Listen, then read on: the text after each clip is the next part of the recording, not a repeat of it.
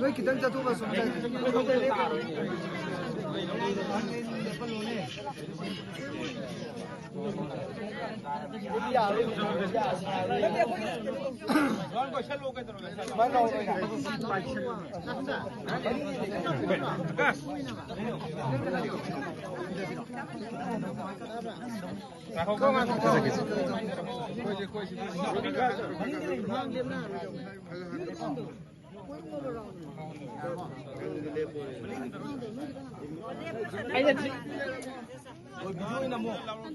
Video sinami.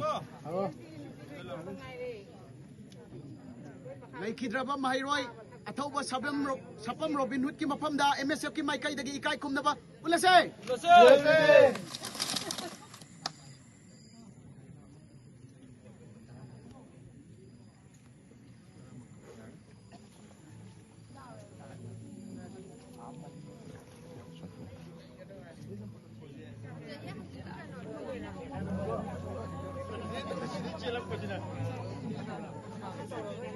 Thousand 15 da yamna chawba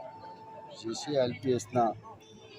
goigi inner line permit chi chatna nabagi damakta achawba issue amada struggle amada hawaina pantha pigraba ichai go Robin Hood ki tara raksuba ningsing laikidabagi ningsing palon thoram masida aina CCLPS ki magai degi thamjaning badi tasingna huji population commission nama Manipur government na sembiraga expert hapaga aduga fazana population commission china semaga mathau fazana tawhanba aduga NRC chatnaba matamda fazana mafam khana chatnanabagi damakta masigi yengsanbagi committee ama expert committee ama sembiba aduga loinana aikhoigi huji Aadhaar lakadabasida purup pikhetnaba leitana isagi yumda leiba laikai da leiba club organization chingna luchinbiraga aduga aikhoigi politician chingna hek leitana magi voter masing henanabai dama khudong chaba launanaba hek mi si losselaga hapchilaga makoina witness oiraga Aadhaar kapada palamba taragadi madudi even panchayat ki member dagi hauna madumati aikoi JCIPS na amadi Manipur prajana madumati ngakpi ngamoi haibasini aduga aina haijaningba amana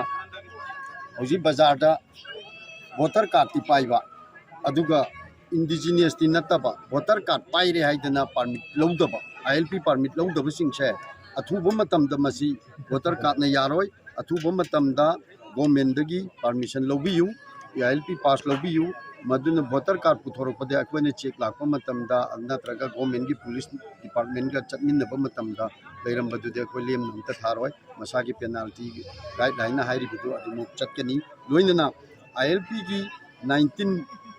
2019 da Eastern Bengal Frontier Regulation Act Manipur chatnaba hauki base masi rajniti gi oiba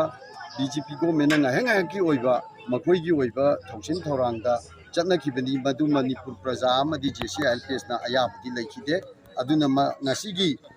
date 10 suba ningsing thoram akoi gi Robin Hood ki thoram masina tararak suba oina makha taba JCILPS na sinjapachida mapung phaba indigenous people singi purup khuding maki government na identify tawraba purup khuding mak na akoi Manipur is a Manipuri akoi khuding mak Manipuri ni haibagi thamoi sengba wakhalon da purup khena ba thamdana Manipuri amoina masi chatna na bahona bada chai mo Robin Hood na khudam moiraga thawai phawba kathokna dana masi phangna ba makha ta su photna minna kisi haibisi khatang ai tham